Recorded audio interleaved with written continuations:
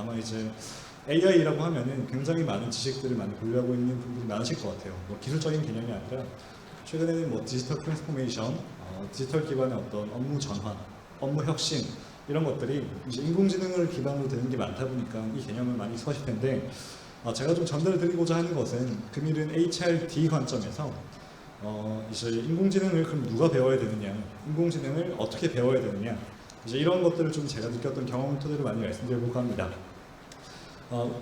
그 전에 이제 알고리즘 랩스라는 회사가 좀 생소하실 거고 저도 생소하실 거기 때문에 잠깐 소개해드릴게요.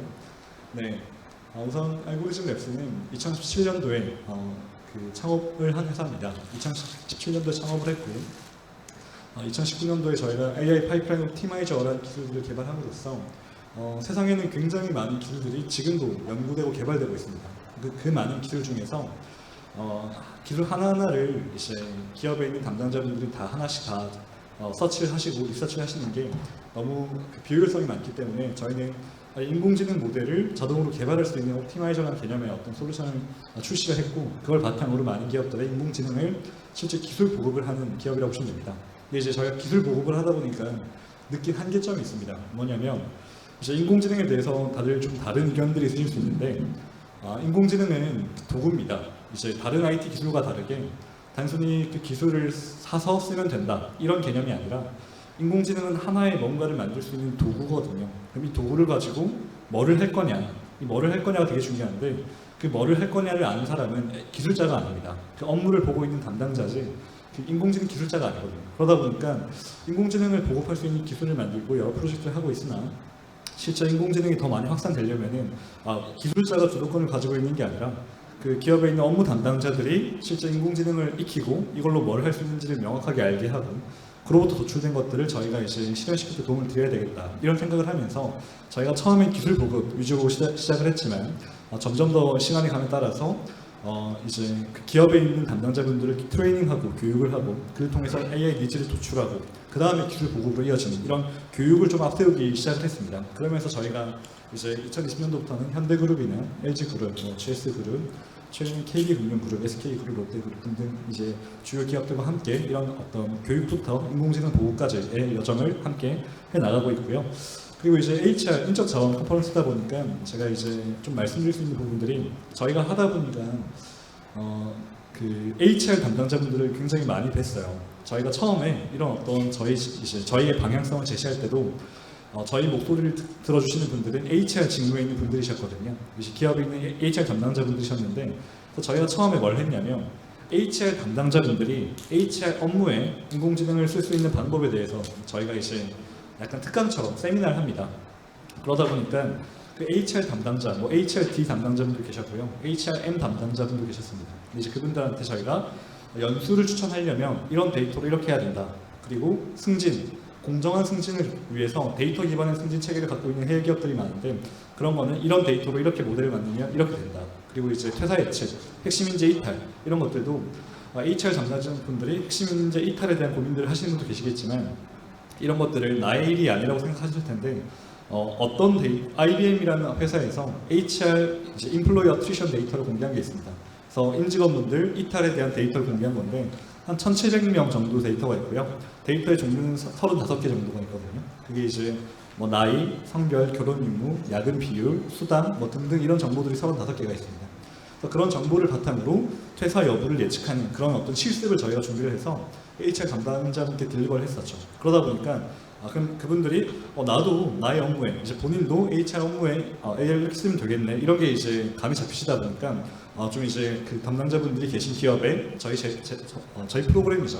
저희 프로그램을 보급하시는 어떤 이제 가교 역할을 해주셨는데 이 말씀을 좀 길게 드린 이유는 이렇게 HR 데이터도 분석할 수 있는 데이터라는 거죠. 그래서 저희가 지금 HRD 관점의 말씀을 쭉 드리겠지만 앞서서 방금 말씀드렸던 승진자 예측, 핵심 인재 이탈 예측, 그 다음 성과 예측, 부서 이동 추천 이런 인공지능 제품군들을 2021년도에는 아예 따로 만들어서 저희가 보급을 하고 있습니다. 그래서 유독 이제 인공지능이 잘 쓰일 수 있음에도 국내에서만 유독 쓰이지 않는 영역의 HR 데이터, HR 애널리틱스 관점의 인공지능 제품이었는데 그런 것들까지 저희가 하면서 교육부터 인공지능 기술 보급까지 하고 있는 기업이다.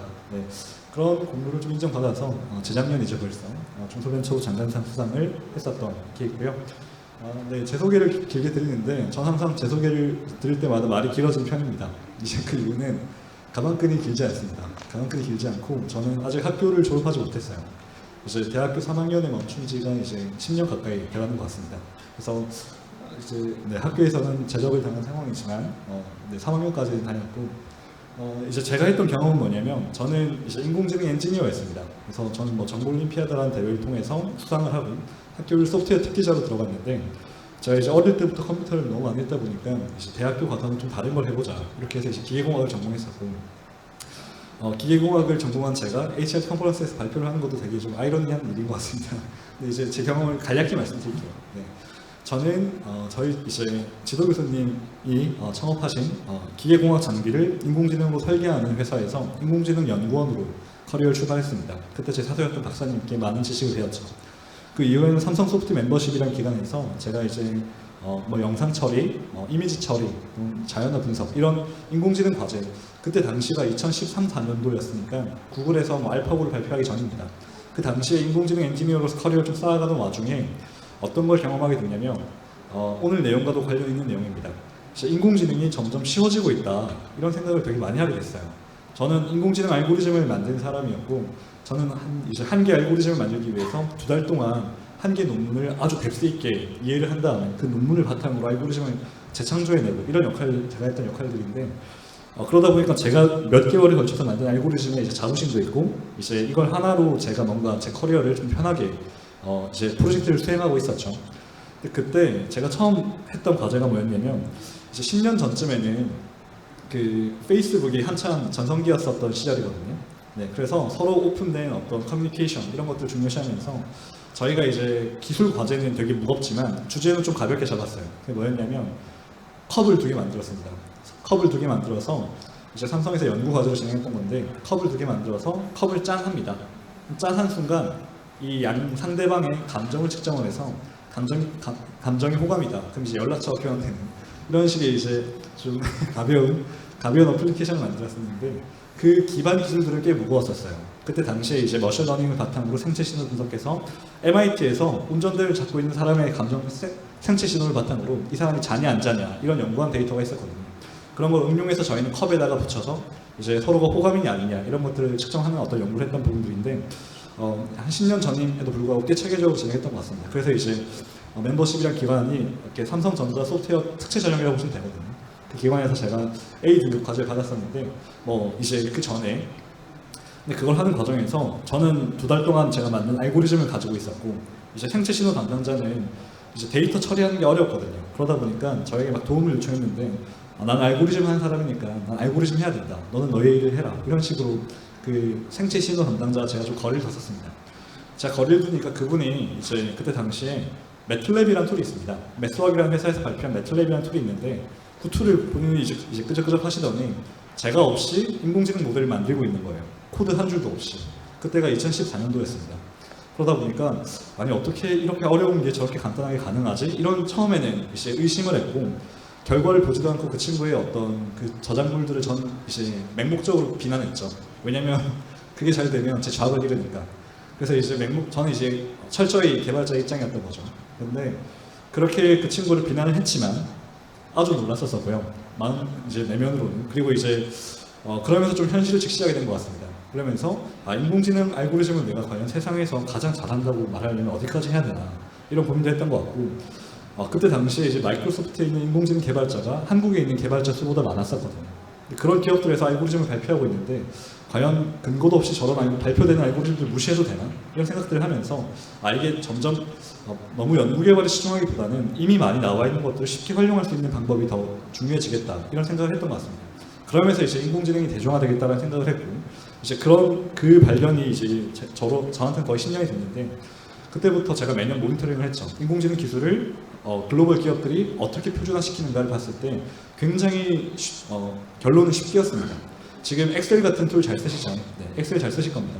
엑셀처럼 쉽게 쓸 수 있는 방향으로 인공지능이 이제 상용화돼가고 있습니다. 그러다 보니까 그런 것들 좀 받아들였고 그런 맥락에서 이제 처음부터 처음부터 제가 뭐 대기업들로부터 인공지능 과제를 수주받고 그럴 수 있는 커리어가 아니다 보니까 뭐 교육사부터 진행했지만 지금은 이런 식의 좀 길게 제 커리어를 보내오게 됐고요.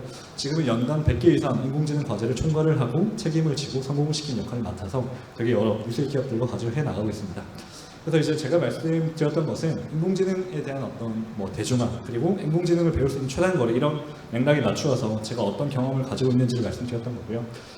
저희가 하는 일들은 이제 저희는 교육을 위한 교육은 하지 않습니다.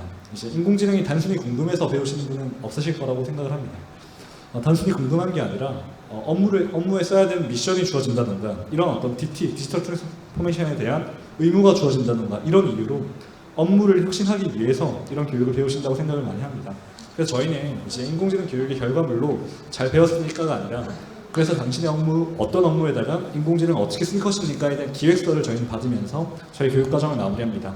인공지능을 전혀 모르시던 분들이 인공지능을 이해하고 본인의 업무에서 이렇게 써보겠다라는 기획을 발표할 때까지 저희는 단 5일 정도, 5일 정도의 시간을 통해서 지식을 전달하고 기획서를 받는 AI 니즈를 도출하는 것까지 진행을 하고 있고요. 이게 유의미하게 돌아가고 실제 문제들이 많이 정의되고 발굴되다 보니까 저희가 많은 기업들과 일을 하게 된 거겠죠. 거기서 그치지 않고 기획을 했다고 해서 그분들이 다 실행하기에는 본인의 업무가 바쁘시잖아요. 그러다 보니까 그런 기획들을 저희는 옵티마이저라는 제품으로 자동으로 만들어서 본인의 업무에 인공지능을 쉽게 쓰게 해드리도록 이제 진행하고 있습니다. 지금 저희가 2018년도부터 시작을 해서 한 12,000개 정도의 기획서를 받아왔습니다.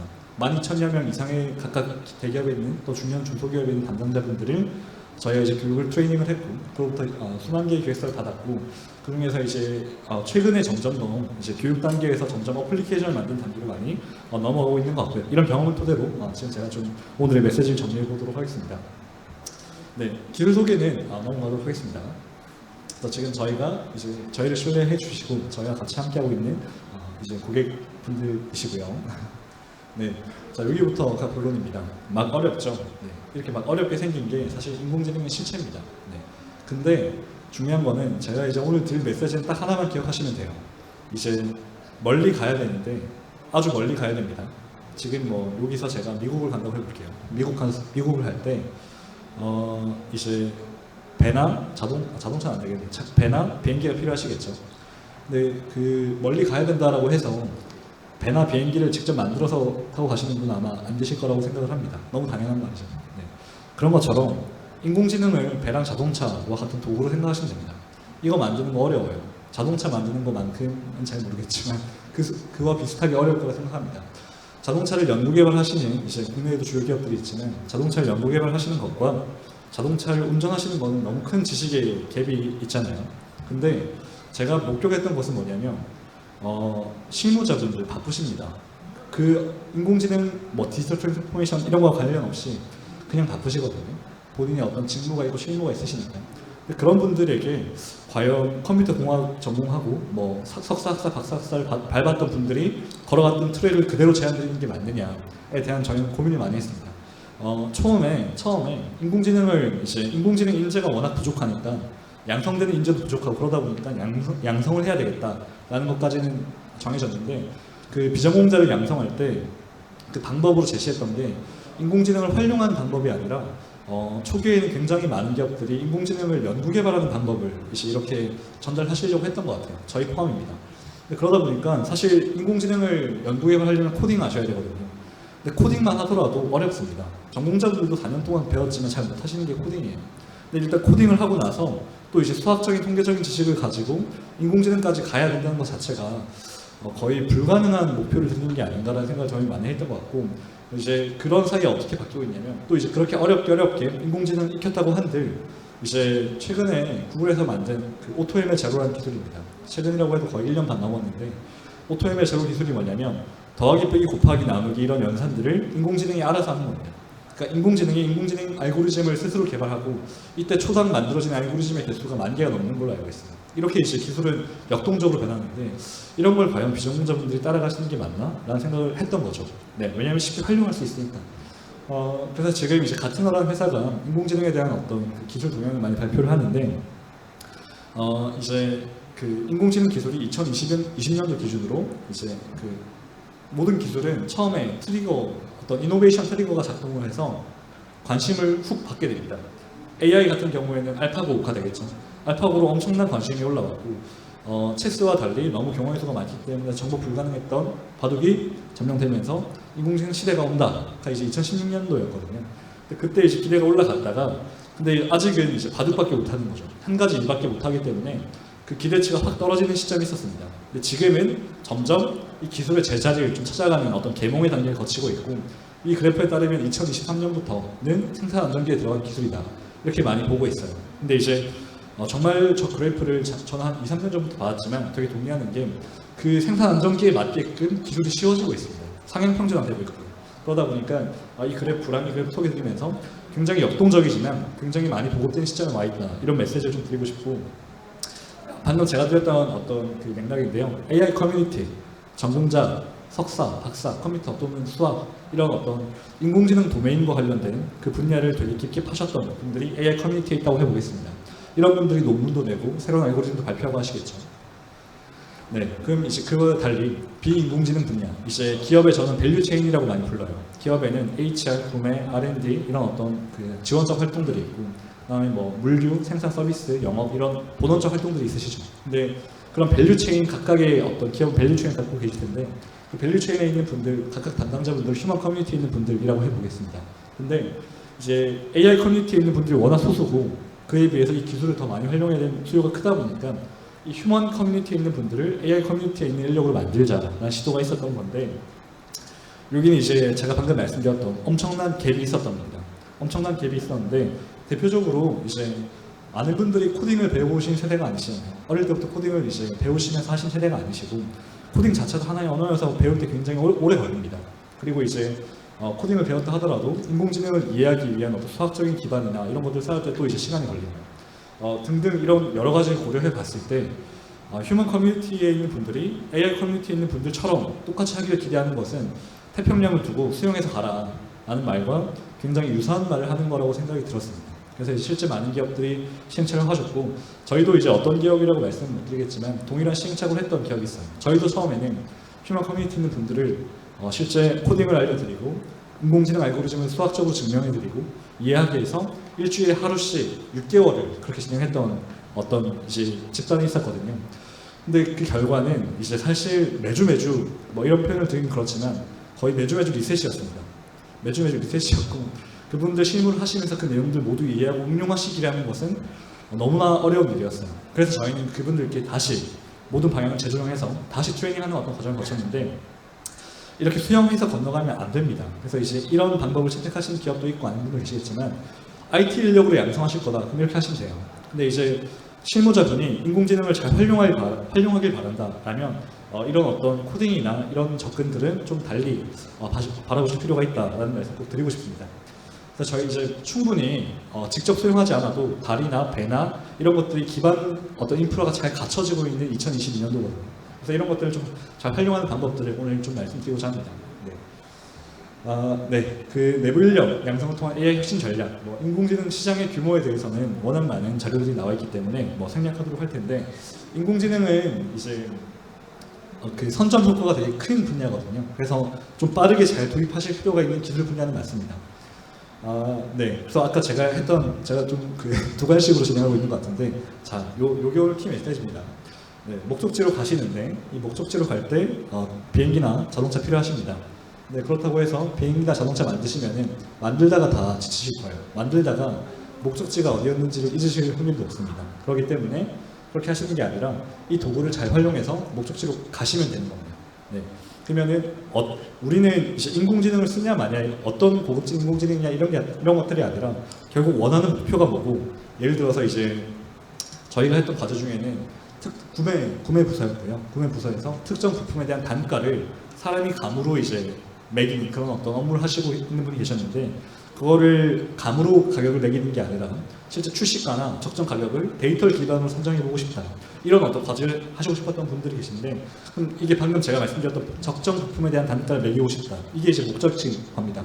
그러면 인공지능을 어렵게 만들어서 가든 쉽게 만들어서 가든 기존 대비 더 나아지면 되는 것들이거든요. 그래서 그 목적에 저희는 좀 더 집중을 해야 된다는 말씀을 드리고 싶고 도구들은 굉장히 빠르게 진화하고 있기 때문에 하나하나 이제 인공지능을 지금 공부하신다고 하셔도 내일이면 또 새로운 게 나와 있고요. 또 내일이면 또 새로운 게 나와 있을 겁니다. 참고로 이제 이런 인공지능에 대해서 이런 말씀을 많이 하시는데 지식의 반감기가 굉장히 빨리 오는 분야다. 무슨 말이냐면 지금 알고 있는 지식이 100이라고 치면은 내년에 이 지식 중에 쓸모있는 지식이 50밖에 안 된다는 거죠. 그 내년에는 25밖에 안 되겠죠. 그런 것처럼 굉장히 빠르게 지금 알고 있는 게 쓸모 없어지는 그런 그만큼 빠르게 지나고 있는 영역이라는 겁니다. 그 말은 뭐냐면 지금부터 잘 배우시면 빠르게 따라잡을 수 있는 분야라는 것과도 동일한 말이거든요. 네, 그래서 이런 것들 잘 활용해야 된다는 말씀 드리고 싶고 이제 그 기술에 편향되지 않는 최근에 저는 이제 인공지능에 대한 어떤 주인공이 누구냐라는 질문들 받을 때 저는 특정 비즈니스 도메인을 잘 이해하고 있는 분이 인공지능의 주인공일 것이다라는 말씀 많이 드려요. 네, 그래서 기술에 편향되지 않은 방향의 양손잡이 인재를 양성하셔야 되는데 무슨 말이냐면 여러 설명들이 있지만 일단 인공지능을 연구 개발하는 사람이 아니라 어떤 업무에 대한 지식이 있으면서 인공지능을 활용할 수 있으면 된다라는 메시지를 드리고 싶은 것이고 업무에 대한 이해도가 없이는 아까 말씀드렸던 것처럼 인공지능은 사서 쓰면 되는 도구 이제 어떤 완제품이 아닙니다. 이거는 약간 이제 DIY라고 많이 말하죠. 직접 조립해서 뭔가를 만들어야 되는 그런 도구예요. 그러다 보니까 이 도구를 어디다 쓸지 알 수 있는 분은 그 도메인을 잘 알고 있는 업무 담당자라는 겁니다. 그래서 그 업무 담당자가 인공지능을 잘 활용할 수 있게 해주는 게 가장 효과적인 방법이다라는 말씀을 드리는 거고 이제 저희는 인공지능 기술자 입장이거든요. 그러다 보니까 저희가 만 개 이상의 기획서를 받아오는 동안 어떤 걸 느꼈냐면 이런 기획서는 절대 알 수가 없겠다. 이런 페인 포인트가 있는지는 전혀 가늠조차 못하겠다. 그리고 그 기획서를 봐도 이 기획서가 무슨 말을 하는 건지 전혀 모르겠다. 이런 게 굉장히 많아요. 그런 것처럼 그러다 보니까 이제 제가 들었던 생각은 결국 이런 도메인 담당자분들이 인공지능을 쉽고 편하게 엑셀처럼 쓸 때 인공지능이 대중화되겠다라는 거고 이제 여기서 좀 구체적으로 말씀드리면은 이제 그 인공지능 이렇게 AI, DT 이렇게 그 키워드를 떠올리실 때 많은 분들이 다 데이터 떠올리세요. 데이터 많아요. 빅데이터. 근데 데이터 전에 이제 그 인공지능 도입되는 단계를 4가지로 정리해 보면 첫 번째는 플래닝입니다. 플래닝. 무슨 어떤 업무를 인공지능으로 풀어볼 것인가 이 플래닝인데 플래닝을 하기 위해서는 인공지능을 좀 이해하고 있어야 돼요. 왜냐하면 인공지능은 아직 만능이 아니거든요. 만능에 가까워지고 있는 건 맞으나 아직은 만능이 아니기 때문에 무슨 일을 잘하는 도구인지를 알고 그 잘하는 영역에 대해서 업무를 계획하실 필요가 있습니다. 근데 이 플래닝에 대해서 굉장히 좀 러프하고 나이브하게 진행될 때가 많은데 그런 걸 러프하고 나이브하게 진행하게 되면은 의미 있는 인공지능은 굉장히 스페시픽한 업무 영역에 쓰여야 되거든요. 부품 단가 예측, 그다음 HR 업무도 그렇고 굉장히 디테일한 업무에 쓰여야 실무에 도움이 되는 것들인데 그 디테일을 알고 있는 사람들은 도메인 담당자, 그 업무를 보고 있는 담당자분들이기 때문에 그 업무를 잘 이해하는 분들을 많이 보유하고 계시다면 인공지능에 대한 어떤 잠재적 어떤 주인공들을 많이 보유하고 계신 게 아닌가라는 생각을 합니다. 그래서 마지막에 보면 비즈니스에 속한 구성원, 그 도메인 전문가가 인공지능 도입에 키를 쥐고 있다라는 말씀을 드리고 싶고요. 누가 양성할 만한 인력이냐에 대해서는 제 답은 이겁니다.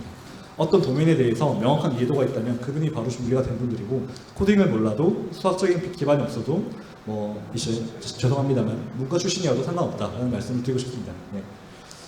그래서 이제 인공지능을 도입할 때 이제 구글에서 말하는 어떤 도입 절차들인데요. 이 도입 절차에 앞서서 제 앞에 있는 게 뭔지 보시면은 문제 정의를 하는 겁니다.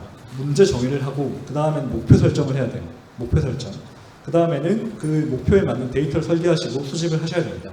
근데 이 앞에 있는 세 단계는 외부에 있는 기술자나 외부에 있는 컨설턴트나 누구도 도움을 줄 수 없는 분야입니다.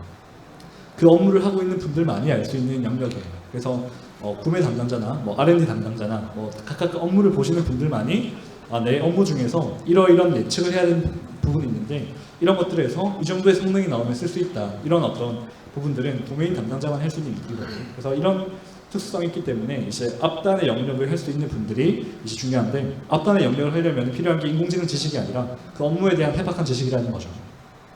네, 그래서 저희는 이제 밸류 체인마다 아까 말씀드렸던 것처럼 한 12,000개 정도의 기획서를 보고 있는데 기획서를 볼 때마다 왜 기술자가 아니라 업무 담당자로부터 인공지능을 추가해야 되는지 뼈저리게 느끼고 있습니다. 네, 그래서 이제 저희가 어떤 HRD 관점에서 인공지능에 대한 부분들을 교육하고 나서 평가하는 지표입니다. 보시면은 적절한 주제를 선정하고 있느냐, 적절한 예시를 찾을 수 있느냐, 그 다음에 인공지능에 대한 목표를 잘 산출할 수 있느냐. 그리고 데이터를 설계할 수 있느냐 이런 것들인데 여기 나와 있는 항목들이 5일 내로 이제 충분히 익히실 수 있다고 보시면 될 것 같습니다. 여기 보시면은 뭐 코딩을 잘한다, 뭐 알고리즘을 깊게 이해하고 있다, 통계적인 지식이 깊다 이런 지표는 없죠. 이 문제를 발굴하는 관점에서 지표로만 이제 도메인 담당자를 평가할 수 있다면 이 관점의 인력을 양성하는 관점에서는 인공지능 인공지능을 누구나 활용하게 할 수 있다라는 말씀을 드리고 싶습니다. 네, 그리고 무엇보다 중요한 건 뭐냐면 그 앞에 있는 문제 정의 다음에 있는 영역 있잖아요. 인공지능 모델을 만드는 영역, 이 영역이 자동화되고 있습니다. 네. 저는 AI 엔지니어였지만 제가 그 생체 신호 담당자분이 했었던 그 행위에 대해서 맹목적 비난을 가할 때 그 이유는 위협이었거든요.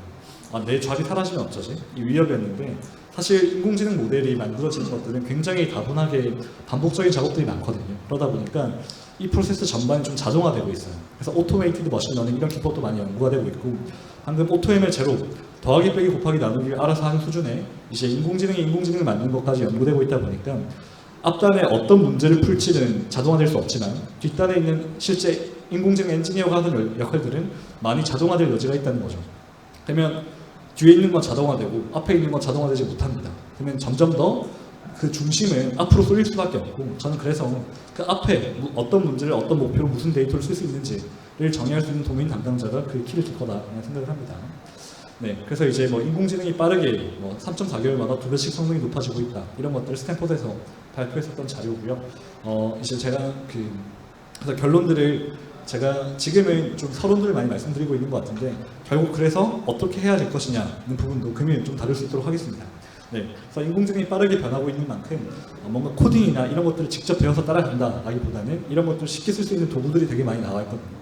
그 도구를 적극 활용하셔서 인공지능에 대한 어떤 부분들을 충분히 이제 익히실 수 있다는 말씀을 드리고 싶습니다. 네, 그래서 저희가 이제 했던 어떤 뭐 프로세스인데 요것도 좀 넘어가도록 할게요. 네. 그래서 2019년도에 이제 그 인공지능 국가 전략이라는 어떤 자료가 관계부처 활동으로 국가에서 발표를 한 게 있습니다.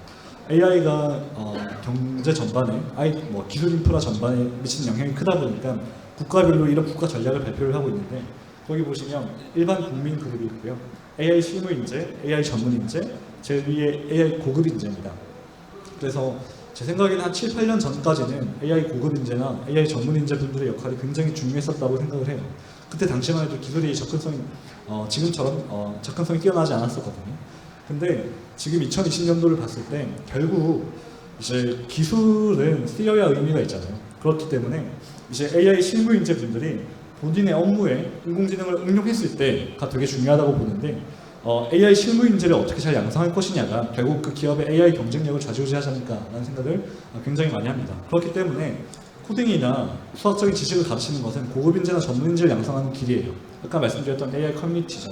근데 이제 그 AI 커뮤니티에 있는 분들이 지금은 뭐 당연히 이제 더 많은 연구를 하고 기술을 진화해야 되기 때문에 그분들의 역할도 존재하지만 더 중요한 것은 제 생각에는 주관입니다. 제 생각에는 각 실무에 있는 분들이 이 인공지능이라고 하는 이제 상향 평준화된 그 기술들을 본인의 업무에 어떻게 쉽게 접목할 수 있는가에 대한 부분들을 고민하시는 게 훨씬 더 중요한 게 아닌가라는 말씀을 드리고 싶고 그런 관점에서 누구나 AI 고급 인재가 될 수 있다. 누구나 인공지능 전문 인재가 될 수 있다. 이 말은 사실 저는 거짓말이라고 생각합니다. 누구나 될 수 있을 수 있지만 엄청난 시간이 필요해요. 그렇기 때문에 이제 AI 실무인 고급 인재나 전문 인재를 누구나 할 수 있다는 것은 저는 가능성이 그렇게 높지 않은 얘기라고 생각하고 다만 AI 실무 인재를 양성할 수 있다는 말에 대해서는 적극 공감을 합니다. 그래서 이 실무 인재를 양성하기 위한 어떤 목표, 이제 방향을 좀 잘 잡으시는 게 이제 필요하다라는 말씀드리고 싶습니다. 최근에 이제 노코드 또는 로우코드 이제 기반의 개발 프로세스가 되게 주목을 많이 받고 있거든요. 근데 이제 근데 업계에 가보면 이제 저도 비슷한 사람이었죠. 이제 그 쉽게 만들어지면은 이 결과를 무시하는 경향이 있어요. 쉽게 만들었기 때문에 이건 교육용이다, 튜토리얼이다, 장난감이다 이렇게 생각할 수 있는데 사실 그렇지가 않습니다. 저희가 쓰는 어떤 AI 이제 툴 중에 하나는 그 나이가 벌써 26살입니다. 그 오픈소스가 개발되고 계속 업데이트를 해온 지가 26년 됐어요. 그래서 그 AI 툴로 연구됐던 인공지능 주제가 네이처지에 실리기도 합니다. 그 말은 더 이상 장난감이나 도구, 쉽다고 해서 안 좋은 게 아니거든요. 그렇기 때문에 이제 그 맥락에서 AI 실무 인재 분들이 잘 나와 있는 AI 도구를 잘 활용할 수 있다면 충분히 인공지능 과거에 한 7년, 8년 전에 AI 고급 인재나 전문 인재가 냈던 퍼포먼스 이상을 AI 실무 인재가 낼 수 있는 시대가 왔다 이렇게 보시면 될 것 같아요. 네. 자, 그리고 이거는 약간 좀 이제 방금 제가 양손잡이 이제 도메인 지식이 있으면서 인공지능을 연구 개발하는 게 아닌 활용할 수 있는 역량을 쌓아야 된다. 이거는 이제 바텀업식 전략입니다. 근데 이제 제가 좀 봤던 케이스 중에는 이제 많은 기업들, 많은 어떤 고객분들과 저희가 소통을 하다 보니까 기업마다 의사결정 방향이 되게 달라요. 이제 여기 보시면 어떤 리스크도 수용하지 않는 게 가장 큰 리스크다, 이런 어떤 대목이 있는데 우선 당연히 양손잡이 인재도 양성하셔야 되겠죠. 근데 더 중요한 것은 그 양손잡이 인재가 배워서 기획서를 냈습니다. 그 기획이 불확실해요. 확실한 기획서는 아마 없을 겁니다. 불확실할 텐데 이 불확실한 상황에서 이제 그 모든 기업들이 어떤 걸 겪고 있냐면 기업의 크기, 규모와 상관없이 인공지능을 만들려고 데이터를 쌓아왔던 기업은 그 어디도 없거든요. 네, 인공지능을 위해서 데이터를 쌓고 있는 기업은 없습니다. 이제 실무에 필요하니까, 비즈니스 로직이 필요하니까 데이터를 쌓아왔던 거지, 인공지능을 만들기 위한 목적으로 쌓아온 데이터가 아니기 때문에 모든 기업들은 데이터가 부족해요. 근데 이제 그 상황에서 할 수 있는 방법은 지금 있는 데이터로 한번 해본다, 1번. 그 다음에 데이터를 완벽하게 쌓을 때까지 기다렸다가 한다, 2번. 네. 사실 좀 소통을 해보고 싶은데, 네.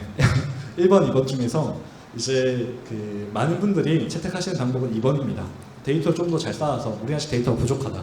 이 질문의 큰 함정은 뭐냐면, 그러면은 부족하지 않은 데이터는 어디까지 데이터를 쌓는 것인가에 대한 기준이거든요.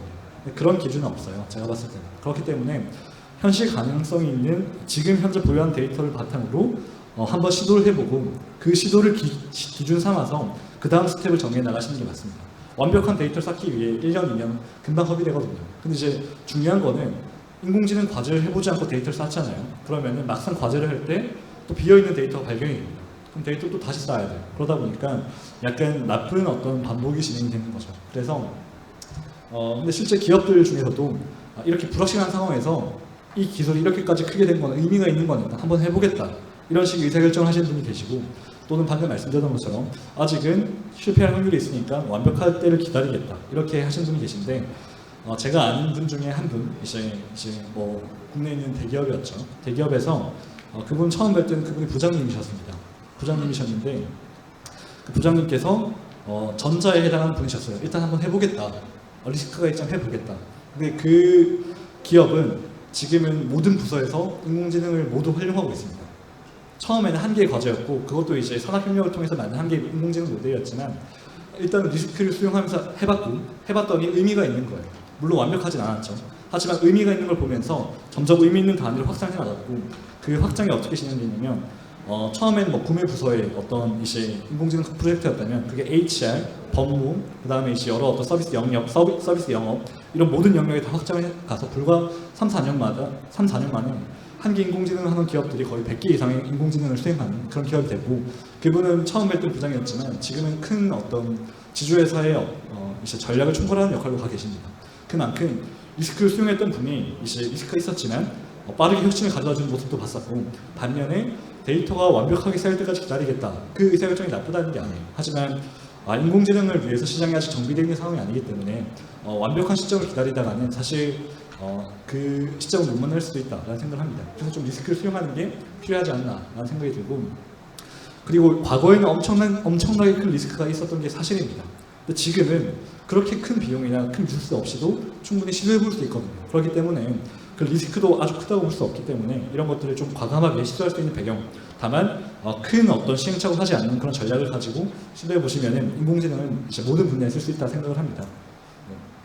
그래서 바텀업으로는 이제 도메인 지식, 제가 사전에 받았던 질문 중에서도 AI 컴퓨터 공학 학부 출신의 인공지능 할 수 있는 사람이냐, 또는 어떤 사람을 양성하는 게 맞느냐, 이런 질문들 주셨던 게 있는데, 이제 제 생각에는 도메인 특정 업무에 대해서 깊이 있는 이해도를 가지고 있는 분이라면은 그분은 이제 잠재적 인공지능 전문가의 어떤 역량이 있다라는 생각입니다. 약간 역설적이죠. 인공지능 전문가의 자질이 IT 스킬이 아니라 이 비즈니스에 대한 어떤 이해도와 관계가 있다, 이렇게 보시면 될 것 같고, 근데 탑다운으로는 이러한 분들을 이제 통해서 인공지능 교육을 시행을 하시고, 문제들이 많이 실행해볼 만한 어떤 플랜들이 많이 나왔을 때 이 플랜을 좀 과감하게 지원할 수 있는 탑다운식의 설정이 있어야 결국에는 빛을 볼 수 있는 게 아닌가. 이 두 개 중에 뭐가 더 중요하냐.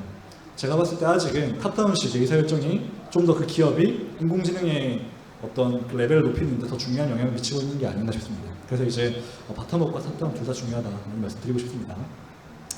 네, 그래서 이제 제가 어떻게 해야 된다라는 말씀을 굉장히 많이 드렸던 것 같은데, 그래서 저희는 어떻게 하냐 한번 말씀을 드려볼게요. 네, 영업 비밀인데 한번 말씀드려보겠습니다. 네, 우선 저희는 크게 다음과 같은 프로세스로 진행을 하고 있습니다. 방금 말씀드렸던 것처럼 대상에 대해서 제한을 두고 있는 것은 딱 하나. 업무에 대한 이해도가 없는 분들은 사실 이제 인공지능 도입에 있어서 아직 준비가 안 됐다라고 볼 수 있거든요. 그래서 특정 업무에서 이해도를 쌓아 나가고 있거나 이해도가 있는 그 비즈니스에 대한 이해도가 있는 분이 저희 대상자 분들이 보시면 될 것 같고, 저희는 이제 전문자분들이나 이제 IT 관련된 어떤 지식이 뛰어나신 분들을 대상으로 계획을 하고 있지는 않고요. 방금 말씀드렸던 BIT 직군에 있는 네, 그런 분들, 비전공자 분들 기준으로 저희는 과정을 설계하고 있습니다. 첫 번째 보시면 이제 AI 어드밴스 코스라고 되어 있는데, 저희는 교육을 위한 교육을 하지 않는다고 말씀을 드렸어요. 저희는 원래 인공지능 기술을 보급하던 회사고, 쓰기 위한 어떤 교육을 하는 거기 때문에 교육의 결과물로서 AI에 대한 어떤 니즈를 받습니다. 근데 그 니즈를 받는다는 것은 저희가 어떻게 하냐면, 방금 HR 담당자분들 제가 어떻게 했는지 말씀드렸잖아요. HR 업무에서 공감할 수 있고, 한번 이제 HR 업무에서 쓸 수 있는 인공지능을 직접 실습으로 저희가 준비를 합니다. 그러면 실습을 하기 위해 필요한 것들은 이런 실습을 할 수 있는 데이터나 이런 것들이 필요한데, 그런 데이터를 저희가 저희 내부에는 이제 알고리즘 랩스가 한 60명 정도 되는 조직입니다. 그 중에서 인공지능 관련된 인력들이 30명이 넘어요. 그분들이 계속 리서치를 하면서 어떤 데이터로 실습을 했을 때 이제 충분히 의미 있게 그 업무에 대한 이제 공감을 할 수 있을까라는 것들 가지고 저희는 데이터를 되게 많이 발굴하는데, 그렇게 저희는 그 기업에 있는 밸류 체인 분야마다 실습 주제를 되게 많이 발굴해 놨습니다. 그 중에 하나가 아까 HR 사례였었고, 구매 부서 같은 경우에는 이제 특정 부품에 대한 단가를 예측하는 캐터필러라는 제조업 회사에서 특정 산업용 튜브 가격을 예측하는 데이터를 공개해 놓은 게 있습니다. 이런 것들 저희가 찾아와서 실습할 수 있는 수준으로 그걸 좀 그 실습에 대한 어떤 마인드 조정을 하는 거죠. 그런 걸 통해서 이론은 짧게 알려드리고, 저희가 5일 동안 진행하면은 거의 이제 프로젝트를 한 10개쯤 해봅니다. 10개쯤 해보는데 하루에 2개 정도의 실습을 하고 있고요. 그 인공지능 모델을 도구를 써서 만들면 그렇게 어렵지 않거든요. 그래서 저희 하루에 2개 정도 실습을 하는데, 첫 번째 실습은 조금 누구나 쉽게 접근할 수 있는 그런 어떤 실습을 합니다. 예를 들어서 제가 그래도 오늘 HR 자리니까 HR 직무에 있는 분들을 AI 트레이닝을 한다라고 하면은 처음에는 저희가 이제 그런 걸 합니다. 자동차 시세 예측이라는 주제를 한번 던져봐요. 자동차라는 것은 보편제잖아요. 그 누구나 알 수 있는 자동차라는 어떤 그 요소에 대해서 자동차 가격에 영향을 미치는 요인들이 여러 가지가 있겠지만, 일단 제조사, 그 다음에 이제 마력, 연비 이런 것도 있을 겁니다. 그래서 그런 것들을 가지고 인공지능이 이런 데이터로 이런 걸 예측하는 거다, 이런 좀 허들을 낮춘 실습을 하나 하고요. 그 다음에는 실제 HR 데이터로 아까 말씀드렸던 퇴사자 예측 데이터라든가 이런 직무 특화된 데이터로 준비된 실습을 저희가 제공드리고 있습니다. 그런 걸 통해서 첫 번째 날에는 기본을 배웁니다. 그냥 따라해보는 거죠. 두 번째 날에는 따라하는 걸 넘어서서 본인이 좀 더 고도화를 해보는 겁니다. 그런 식으로 이제 점점 깊이를 더하면서 근데 실습을 막 코딩을 써서 하는 게 아니다 보니까, 제가 이제 그 코딩을 써서 하는 게 아니다 보니까 이 실습의 흐름이 되게 잘 보이거든요. 무슨 데이터를 써서 어떤 걸 만드는 건지, 어떤 프로세스를 만드는 건지가 그렇게 어렵지가 않아서 하루에 2개 이상 실습을 하고 있고, 저희가 이제 느꼈던 게 뭐냐면, 저희는 결국 기획서가 되게 중요한 어떤 단계를 가지고 있는데, 이 기획서를 받았을 때 기획서의 퀄리티가 얼마나 그 사람이 공감할 수 있는 실습 주제를 준비했느냐와 되게 영향이 있다는 게 저희의 어떤 결론입니다. 그래서 저희는 그 실습들을 계속 발굴하고 리서치하면서 AI 니즈에 대한 어떤 부분들을 도출할 수 있는 교육을 한 5일 정도를 가져가고 있습니다. 그래서 이제 디테일한 내용들을 다 말씀드릴 수 없지만, 저희는 5일 동안 방금 말씀드렸던 그 기업에서 공통적인 실습과 그 분의 직무와 관련된 특화된 실습, 이런 것들을 병행하면서 깊이를 쌓아 나가더라, 이렇게 보시면 될 것 같고, 그렇게 기획서가 도출되고 나면은 저희가 그 도출된 기획서 토대로 저희가 교육을 하는 범위는 어디까지냐면, 이제 인공지능 문제 정의, 목표 설정, 데이터 설계뿐만 아니라 직접 이제 비전공자분들이 인공지능에 대한 타당성 검증 모델, POC라고 하죠. 타당성 검증 모델을 직접 만들 수 있는 수준까지 저희가 트레이닝을 합니다. 그때까지 걸리는 기간을 5일로 잡고 있는 거고, 그러다 보니까 그렇게 도출된 기획서를 가지고 실제로 저희가 그분이 기획한 그 기획서대로 데이터를 모아와서 그분이 직접 모델을 타당성 검증을 해보는 그런 과정들을 그 다음에 이어서 가져가고 있습니다. 그렇게 해서 타당성 검증이 됐다. 그럴 때 이제 어플리케이션 제작을 위해서 엔지니어링적인 공수를 저희가 담당해서 진행하고 있고요. 그래서 이 교육부터 인공지능 도입까지 걸리는 시간들이 총 이제 5일을 포함해서 저희는 3개월 이상을 넘기지 않습니다. 그래서 그 기간이면은 충분히 인공지능을 모르던 사람이 익히고 본인의 업무에 적용할 때까지 갈 수 있다고 이렇게 보시면 될 것 같습니다. 네, 그래서 뭐 디테일한 내용들이 있는데, 네, 요 것들을 혹시 이제 궁금하신 분이 계시다라고 하면 제가 좀 질의응답 때 또 말씀을 드릴 수 있도록 하겠습니다. 그래서 이제 결국에는 핵심은 그 도메인 담당자가 공감할 수 있는 데이터로 실습을 깊게 해드리는 것이 저희 차별점이라 보고 있고, 이런 전략을 통해서 저희는 비즈니스를 해오고 있습니다. 그래서 이 맥락에 대해서 뭐 디테일한 부분들이 궁금하시면은 저희가 뒤에 이제 부스도 있으니까 거기서 한번 더 보시면 좋을 것 같습니다. 네, 그래서 이거는 뭐 저희 고객사의 어떤 레퍼런스 체크를 좀 드리는 부분들인데요. 저희가 현대자동차 그룹과 LG그룹은 이제 조금 특정 부서만 진행했던 것은 아니고 어느 정도 규모를 가지고 좀 전사적으로 진행했던 부분들이 있습니다. 그래서 처음에 당연히 파일럿부터 진행했었고, 파일럿 이후에 나왔던 어떤 피드백인데요. 현재 그 현대자동차 연구소에서는 뭐 주요 대학이나 거기 있는 어떤 공대 등등에서 300개 이상의 기술 과정이 열리고 있는데, 그 중에서 알고리즘 랩스 과정이 가장 높은 평가를 받았다. 뭐 이런 것과, 그리고 특정 부분에서 이제 수많은 기술 교육들 중에서 현업에 직접 적용할 수 있는 인사이트를 제시하는 교육들은 이제 이만한 게 없었던 것 같다. 이런 현직자분들 피드백을 받고 있습니다. 그러다 보니까 제가 이제 이 자리에서 이런 경험을 공유할 수 있는 게 아닌가 싶고, 방금 말씀드렸던 어떤 방법론들을 토대로 이렇게 진행했습니다. 근데 이제 여기서 이제 만약 교육을 디자인하실 때 되게 잘 고려하셔야 되는 것은 너무 어렵게 진행하시게 되면 어떻게 되냐면, 특히 뭐 코딩을 가지고 인공지능 기술을 익힌다. 그러면 이제 거의 어떻게 되냐면 거의 받아쓰기 교육이 됩니다.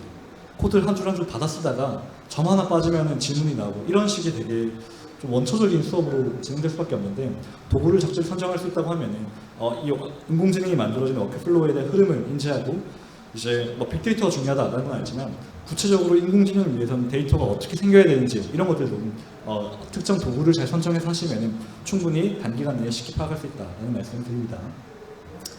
네, 이제 도메인 지식을 보유한 담당자가 주도할 인공지능에 대한 어떤 사회, 이것만 말씀을 드리고, 제가 되게 좋아하는 사례를 포함시켜놨거든요.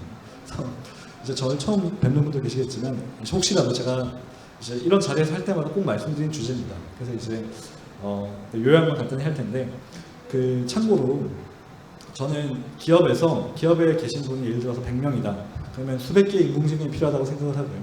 10,000명이 계시다. 그럼 수십만 개의 인공지능이 필요할 수 있다라는 생각을 가지고 있습니다. 저희가 벤치마크하고 있는 기업들 중에 이제 미국의 C3 AI라는 기업이 있습니다. C3 AI 기업인데, 그 기업의 홈페이지에 들어가 보면 그 기업이 인공지능을 산업계에 몇 개를 보급했는가 개수를 발표하고 있거든요. 근데 그 개수가 몇 개냐면 500만 개입니다.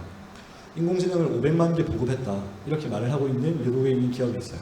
그 말은 한 개, 두 개 인공지능이 아니라 이제 이제 저희가 기획서를 받아봤을 때는 도메인 담당자 한 분 한 분이 여러 개 인공지능이 필요한 어떤 부분들이 있기 때문에, 인공지능이 대중화된다는 것은 기업마다 이제 수십만 개, 수백만 개 인공지능을 쓰는 시대가 올 거라 생각을 하는데, 그런 시대로 가기 전에 이제 구글의 사례를 좀 말씀드리고 싶은데요. 구글은 이제 지구상에서 인공지능을 제일 잘 쓸 것 같은 그런 기업이죠. 근데 그 기업의 이제 인공지능 조직에 총괄을 했던 앤드류이라는 분이 계십니다. 앤드류이라는 분이 있는데, 이분이 이제 어떻게 당신의 회사를 인공지능 회사로 이끌 것인가 라는 컬럼을 썼습니다. 거기에 이제 첫 번째 문장 이런 게 나오는데, 처음 몇 개의 인공지능 프로젝트를 성공시키는 것이 가장 가치 있는 인공지능 프로젝트를 성공시키는 것보다 중요하다라는 말을 하고 있어요.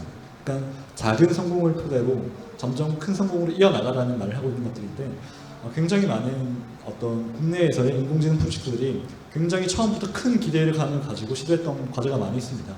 그러다 보니까 사실 이제 큰 과제들은 큰 리스크를 수반하기 마련이거든요.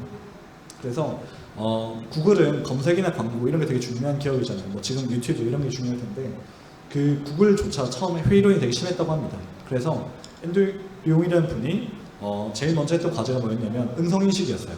음성인식률을 먼저 계산시켜 보겠다, 인공지능으로. 이렇게 해서 음성인식이 비약적으로 계산되는 걸 보여주면서 조직이 가지고 있던 어떤 불확실성을 제거해 나갔거든요. 근데 여기서 말하는 것은 그 처음에 가장 가치 있는 거는 유튜브의 뭐 추천 알고리즘 이런 게 중요하겠죠. 하지만 처음에 그 음성인식을 성공하는 걸 보여주지 못했다면 이런 어떤 시도가 없어질 거기 때문에 처음 몇 개를 성공시켜야 된다. 그래서 처음 과제가 엄청나게 큰 의미를 가지지 않는다고 해서 실망하지 말고 그런 것들을 의미 있게 단계별로 성공시켜 나가라라는 말을 하고 있는 겁니다. 그래서 저희의 과정은 가장 가치 있는 AI를 성공시키는 담당자를 양성한다라기보다는 처음 몇 개를 잘 디자인할 수 있고 처음 몇 개를 성공할 수 있는 역량을 드리는 것에 저희 과정도 초점을 맞추고 있다 이렇게 보시면 될 것 같아요. 네, 그래서 뭐 AI의 산업별 영향력인데 이제 밸류 체인 전반에 걸쳐서 인공지능은 역할을 할 겁니다.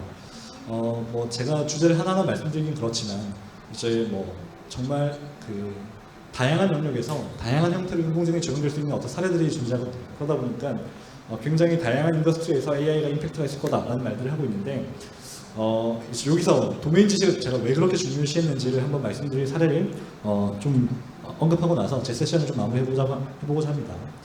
네, 이제 그 매스웍의 자료를 다시 한번 인용해 보겠습니다. 그 매스웍의 자료인데 인공지능이 굉장히 많이 실패를 하고 있다고 하고요. 아까 앤드류이라는 분이 썼던 컬럼을 보면은 인공지능 프로젝트가 굉장히 대부분이 시작할 때부터 출발할 때부터 실패해 있다 이런 표현을 쓰고 있거든요. 그 말은 뭐냐면 인공지능이 잘할 수 있는 일이 아닌데 인공지능으로 시도하고 있다거나 이런 것들 많이 하고 있다는 거죠. 그러지 않기 위해서 여러 가지가 필요하다라는 건데 첫 번째가 인사이트, 이제 어플라이 도메인 익스퍼티즈라고 되어 있죠. 업무에 대한 전문성을 적용해야 된다라는 메시지고 두 번째가 이제 인터그레이션이라고 해서 뭐 인공지능은 결국 데이터의 패턴을 찾는 일입니다. 데이터의 패턴을 찾는 일인데 저희가 이제 A라는 걸 예측하기 위해서 10개 데이터가 필요해요. A라는 걸 예측하기 위해서 10개가 필요한데 그 중에 3개는 저희가 가지고 있고 그 중에 나머지 3개는 다른 부서가 가지고 있고 나머지 이제 10개 중에 4개는 뭐 협력사가 가지고 있다 쳐봅시다. 그 10개가 다 모여야 의미는 예측을 할 수 있는 거니까 그런 데이터 연결이 잘 돼야 된다라는 거고 나머지 이제 임플리멘테이션, 실행할 수 있는 조직이 있어야 된다는 건데 지금 제가 강조드릴 부분들이 요 인사이트 부분입니다. 왜 그렇게 도메인 지식이 중요하냐에 대한 대목을 좀 이제 말씀드리는 부분이라 보시면 되는데요. 이제 그 뉴질랜드는 그 낙농업이 되게 중요한 국가 기관 산업입니다. 네, 이제 국가 기관 산업인데 이 국가 기관 산업에서 이제 그 낙농업이라고 하면 우유를 가지고 버터나 치즈나 유제품을 만드는 일이 될 수 있겠죠. 저는 이제 집에서 냉장고로 요거트를 숙성시킨 적은 있는데 그렇다고 뭐 제가 유제품에 대한 도메인 지식을 갖고 있다 이럴 수는 없겠죠. 그러다 보니까 이제 여기 계신 분들이 다 도메인 지식이 없다 생각하고 말씀드려 보겠습니다. 네, 이제 우유가 있고 우유는 공장에 들어가겠죠. 공장에 들어가서 뭔가 이제 가공된 어떤 유제품으로 나올 겁니다. 근데 여기서 중요한 것은 유제품이라고 하는 것은 이제 유통기한이 있습니다. 유통기한이 있다는 것은 서플라이 체인을 매니지먼트 할 때 그런 걸 되게 잘 고려해야 된다는 뜻인데 문제는 바로바로 만들어지지 않는다는 겁니다. 이게 숙성하는 기간을 거쳐야 되다 보니까 며칠이 걸리는데 그 며칠 동안 소비되는 어떤 시간들 때문에 우유는 하루하루 이제 유통기한이 사라지고 있는 거죠. 그래서 여기서 뭘 하고 싶었던 거냐면 좀 이제 실시간, 거의 준실시간에 가깝게 어떤 품질의 유제품들이 나올지 예측하고 싶었던 겁니다. 이걸 미리 예측하고 이게 신뢰도가 높다면 서플라이 체인을 하루빨리 더 계획을 하고 발주를 내고 이렇게 이제 수요처를 모집할 수 있겠죠. 그래서 되게 중요한 부분이었는데 그때 사용됐던 변수들을 이제 우유, 그 다음에 공장, 그리고 유제품의 품질, 결과 데이터였습니다.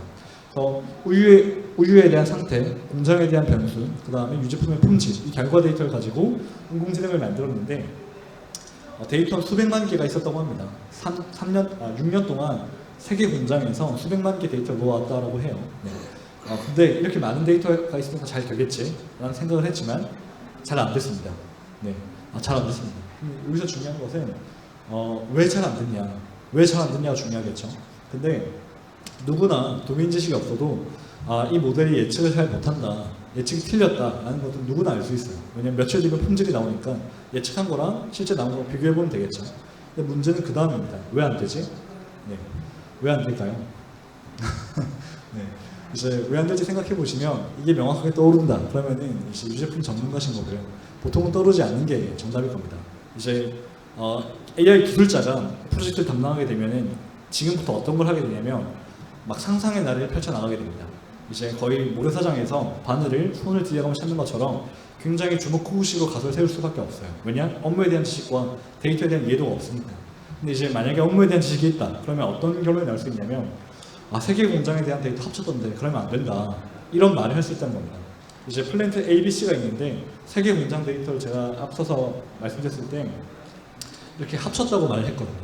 세계 공장 데이터 합쳤는데 이제 만약에 이 업종에 종사를 했거나 공장에 대한 설계에 관여를 했거나 공장에 대한 오퍼레이션을 담당했다면은 공장마다 동일한 제품을 만드는 건 맞지만 그 과정에 어떤 여러 가지 요인들이 너무 다르기 때문에 입지 조건이나 공장마다 다 다른 특이점을 가진다. 그렇기 때문에 공장별로 각각 A 공장은 A 공장 데이터로 모델을 만들고 B 공장은 B 공장 데이터로 C 공장은 C 공장 각각 분리해서 만들어야 된다라는 어떤 이제 그 인사이트를 반영했던 겁니다. 근데 과연 답을 보면 쉽죠. 하지만 도메인 지식이 없는 사람이 과연 이런 것들을 잘 알 수 있을 것이냐 생각을 해봤을 때 사실 이런 경험은 현장에 있지 않고선 잘 알 수가 없는 게 일반적이거든요. 근데 이런 것들이 모든 프로젝트에 숨어 있다라고 보시면 됩니다. 그렇기 때문에 뭐 저희도 저희 사례 말씀드려볼게요.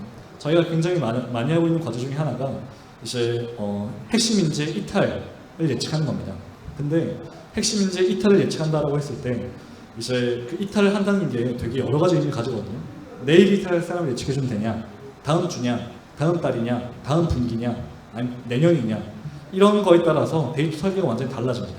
근데 저희가 처음에 이런 이해가 없이 그냥 이탈 예측을 해야 되겠다라고 했을 때 이제 거의 100% 예측이 되는 겁니다. 이탈할 사람이 거의 100% 예측이 되는 거예요. 근데 그건 왜 그랬냐면 이탈하기 직전에 예를 들어서 퇴직금 조회라든가 당연히 눌러보시잖아요. 근데 그런 것들을 내일 나갈 사람인데 하루 전에 예측을 해봤자 매니지먼트 관점에서 의미가 있느냐? 의미가 없다는 거죠.